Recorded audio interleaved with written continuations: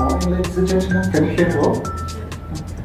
Well, today I want to speak about the possible implementation of Skyway technology for the Thailand Eastern Economic Corridor. First of all, I want to speak about the technology itself, so that you would know how it works, what that's like.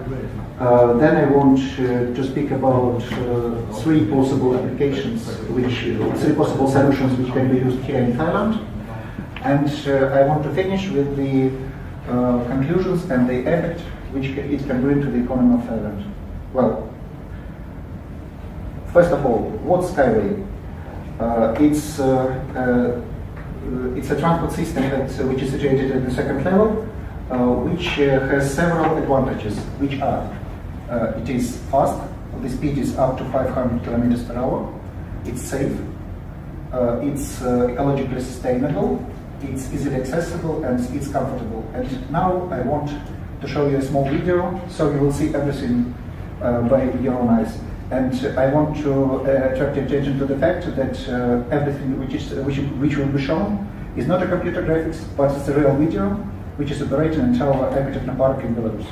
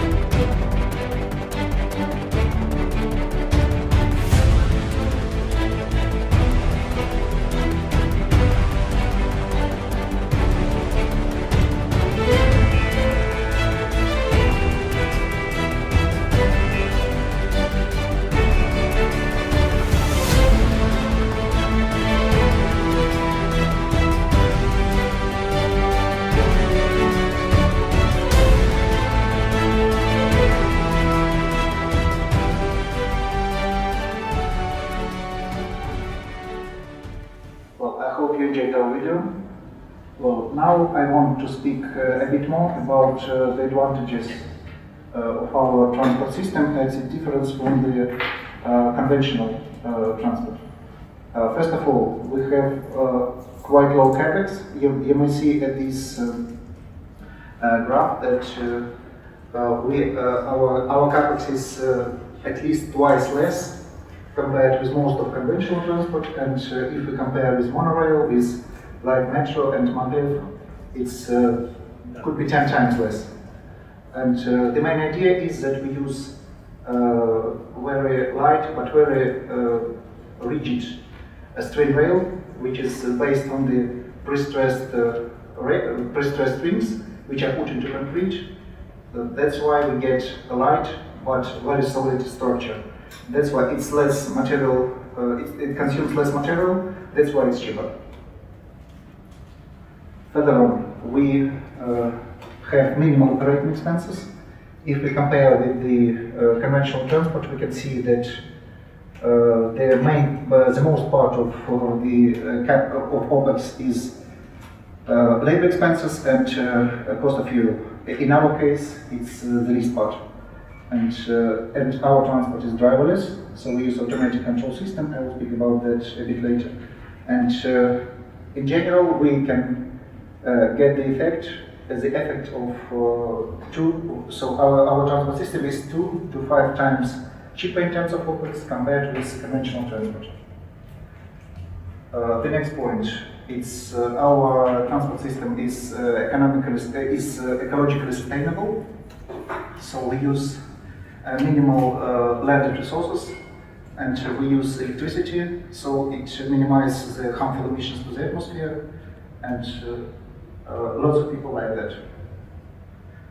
And the last point is safety. The main issue here that our transport system is situated at the second level, so it doesn't cross with the existing transport at all. So the traffic accidents are minimal. The second point is anti-derailment system. You can see it in the picture. So it also increases the safety of our transport system, and it's resistant to natural disasters. The previous speaker was saying about floods here, and actually it's also resistant towards earthquakes, tsunami, and other natural disasters. So this transport system won't be ruined if any natural disasters happen.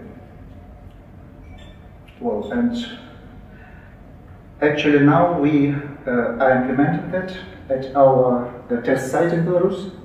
We call it Eko-Technopark. It's situated in the town of Marina Gorka. It's not far from capital city of Minsk. And here you can see all the main types of our transport: unibus, unibike, Unica. I'll speak about them a bit later. And actually, you may also see that we have got, at the end of the previous year, of the year 2017, we've got certificates from the Russian Institute of Urban Transport. That's why these vehicles are not just operating, but they are certified. Well, and now let's think how our technology can help to the development of Thailand, and in particular for the Eastern Economic Corridor. Actually, you can see this map, and actually the main points here to connect the seaports and the airports into one integrated transport system. And what we can do here? Well, first of all, we can increase cargo turnover. We can reduce transportation costs, we can increase the convenience of the transport, we can minimize transportation time because the speed of our transportation is up to 500 kilometers per hour, and we can promote tourism as well. Well, and now let's speak about our main solutions which could be applied here. First of all, it's cargo transportation. So, if speaking about Skyway transport system, it has several advantages. It's autonomous, it's point-to-point, it's high speed, it's ultra-safe and energy efficient. We have also special solutions, not just for cargo transportation, but for the seaports as well. And many people during this conference were asking exactly about these solutions. You can see at this picture how container transportation could be arranged along the water, for example, and it can combine container transportation at the upper level and passenger transportation at a lower level. So it's a universal transport system. And also we can make offshore ports so that we put it into the sea and put the storage places into the ground. So we leave the shore of the sea free of any infrastructure, so it can be used for recreation, for some other economic activities. So, but we don't need to put ports at the shore, and these solutions could be applied not only for the big ports of world importance, but also for the small ports, as you can see at this slide. And here you can see how our container transportation could work. So the speed is up to 500, about 50 kilometers per hour. It's automated loading and unloading. Its performance could be up to 30 million containers per year. And we can use track, as I said already, for passenger transportation. And we have different solutions, not only for containers, but also for bulk, break bulk, and liquid cargo. This is our cargo module, which is called unit truck. It's arranged for a small amount of cargo. It's for bulk cargo, actually for 1.8 metric tons. But if we put it if we place them one by one, it can carry quite a great amount of cargo. We consider the performance of such system about 100 million tons per year, even despite it looks so small. It's already operating at our aquatic park, so you may see it in the video. And we also have solutions for loading and unloading terminals. And I think that all these cargo systems could be integrated, and it could integrate the airports and seaports into unified transport system. Well, the next solution which I want to speak about is high-speed passenger transport. As I told already, its speed is up to 500 kilometers per hour. It's bigger compared with conventional high-speed trains, and it can be used to unite cities, regions, countries, and even continents. Here I give at the map, I give the possible example how it could be applied for the case of Bangkok. For example, we can connect Bangkok with Kuala Lumpur and Singapore. And yesterday we were discussing the project Kuala Lumpur-Singapore. I think this solution could be also applied for this project. If we compare Skyway with other types of high-speed transport systems, you can see that almost all the parameters which are construction cost, OPEX, accident rate, and environmental impact, we are better. Maybe the only point where we look a bit worse compared with aviation is speed, but we should take into account one point. If you go to the airport, you anyway need to wait for boarding, to stand in the queues, to pass control, and actually you have to add 3-4 hours to the time of your trip. In our case, we get from the city center or city suburb exactly to the city center or city suburb, and actually you will get, for example, if you go for 500 kilometers or for 1,000 kilometers, you will get to the place of destination faster. And these are technical parameters for our high-speed minibus. It's designed for 10 people. Its design speed is 450 kilometers per hour, and its performance is about 7,200 passengers per hour. And the last point which I want to speak about as the last solution is urban passenger transport. First of all, I want to speak about Unibike, which is some kind of PRT designed by our company. It's designed for 2 persons, but there could be solutions from 1 to 5 persons. And it can be used as a sightseeing vehicle. For example, it could be, I think it would be really great to go by Unibike to safari, for example, or to see some natural places from the bird's eye view. And also, I can say that it can be used also as a standard urban public transport. The idea here is that we just put it one by one, and so they can carry quite much passengers. I show it later.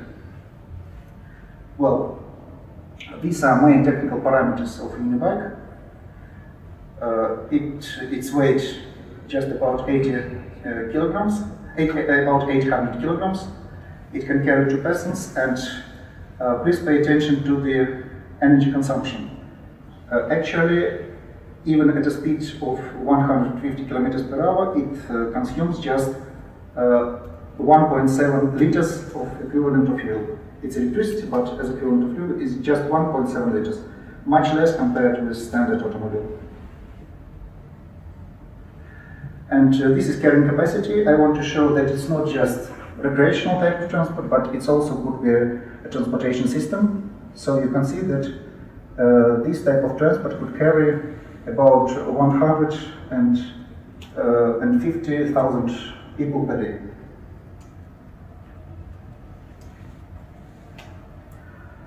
I also want to speak about the other solution, which one is Unibus. which is full-fledged solution for urban and intercity transportation. So this is actual possible replacement of metro, buses, and any other types of transport. So if you look at the graph, you can see that the difference of this. You can see that the speed of our transport is much higher. It could move at a speed of about 150 kilometers per hour, and the average speed is about 80 kilometers. So you can, maybe you've already tried how it is in Bangkok. Actually, there are lots of congestions all over the roads, and it's quite difficult to get where you want in time. So by using Unibus, it won't be a problem. You will get wherever you need quite quick. And actually, as we see, it could be used here for urban transport system in Bangkok and in the city of Pattaya, for transportation system connecting Bangkok and Pattaya, because now, as far as I understood, it takes from 2 to 3 hours to get there. By using this transport, you can get there by 1 hour. It would be much more convenient, and it could, of course, boost the tourism here. And we can use it not only for these routes, but also for general intercity transport system connecting the entire region. So if we do that, everything would be operating. It would be a general system which unites all the points. These are main technical characteristics of Unibus. As I told already, it's designed for 14 persons. And one more interesting fact, if which is energy consumption. Actually, if it will move it will go at the speed of 100 kilometers per hour, and for example, if it uses air conditioner, then the energy consumption for 14 persons will be just equivalent of 3 liters of fuel. So it's even for 14 persons, it's much less compared with traditional car. And I forgot to say that its performance could be up to about 50,000 passengers per hour. So it's compared with metro. One more solution, which could be interesting both inside the cities and outside the cities, is a second track structure. Actually, it's a solution which replaces conventional bridge, but it's much lighter and much cheaper. So you need not to spend billions of dollars to build some bridges, but this solution could be used. And actually, it's already realized in our Ecotechno Park in Belarus, and anybody can see how it works. This slide is devoted to carrying capacity. As I told already, it could carry about 50,000 passengers per hour and up to 1 million passengers per day. And if speaking about the benefits for urban development, you can see that unibuses can be integrated into any into any urban infrastructure, and actually it can have the following effects. First of all, improved living standards, reduce harmful emissions to the atmosphere, practically no road accidents, increasing of tourist potential, jobs creation, and increased economic potential and investment attractiveness. This slide is devoted to our approach towards infrastructure, and actually some trade and service centers could be played inside the stations. And we also can use our track structure as a place to locate fiber optics and cable power lines. I'll show it in the next slide. So, for example, if we are speaking about some hard-to-reach areas, which I think do exist here in Thailand, you can use this transportation system not just as a transport, but also as a means to provide it with the internet and electricity.